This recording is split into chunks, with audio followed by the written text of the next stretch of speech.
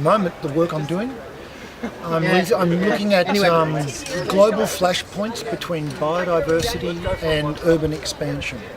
So we've identified a whole bunch of cities around the world that are rapidly expanding, and they're not just expanding into old agricultural territory, they are expanding directly into remnant habitat that is harbouring endangered species. So on a global scale, that's something of a calamity, and my argument is that design can mitigate those circumstances. It's part of a personal odyssey. I've been doing this for more than 30 years, and I've worked on a range of scales and used a range of methods in my practice. And it just so happens that you find me at a point in time when I'm scaling up and asking the question, can design intelligence be applied at a planetary scale, and if so, how? So it's just the next phase of my own personal kind of trajectory. But it's also topical. The research questions we're asking are topical because under the auspices of the United Nations, the world is trying to meet biodiversity targets, and those targets involve setting aside land. And so I'm interested in answering the question, where should that land be?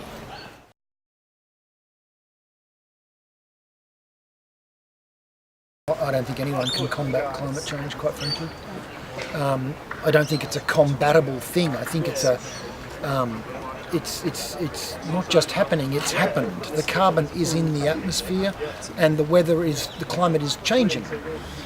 So, as I said in the presentation, mitigation would involve such radical change to the way we live our lives that,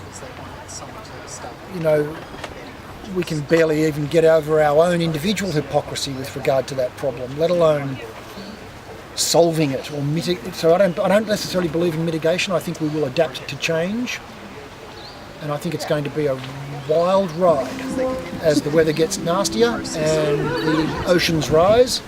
Cities will have to move, people will have to move, and everything is on the move. Plants, animals and humans, everything's going to move. It's possible that we reach a global agreement of some kind and we kind of restrain ourselves somewhat, but I think we're going to use fossil fuels, and we're probably going to do so. And I don't think that's necessarily an evil thing. I think that's actually going to be part of a process this century of pulling billions of people out of poverty. The question is, well, yes, you might pull them out of poverty with fossil fuels because fossil fuels are so tremendously powerful and cheap, but then what are you projecting them into? So I just think it's very, very... I don't think there's a simple answer to it.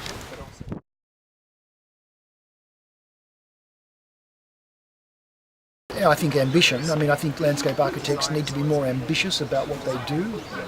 The sort of constituencies that they develop, the clients they work for, the research questions they ask, the scale at which design intelligence can apply.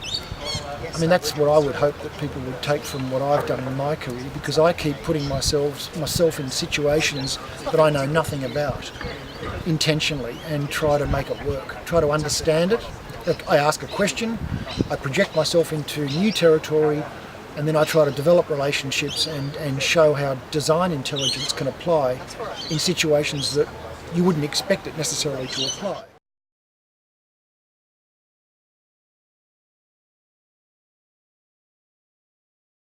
I think we need to work more closely with the ecological community. I think there's still a large gap between the arts and the sciences.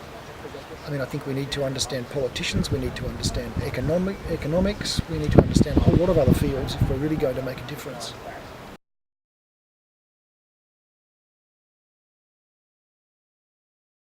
I think that's the kind of idea that could captivate people.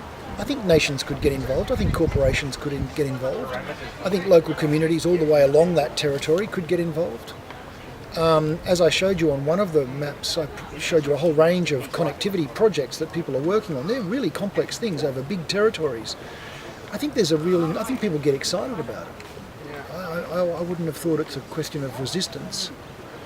Now, okay, a world park at the scale I was showing it, maybe that's a bit much, but we have achieved connectivity globally with all of our own infrastructure. We can do incredible things. We put cables under the ocean, we built the internet, we've covered the world in roads, We build cities. We reorganise entire, riparian corridors and catchments.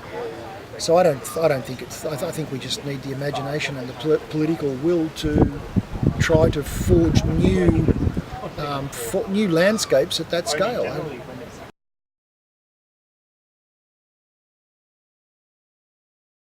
Expanding field in 3 buzzwords.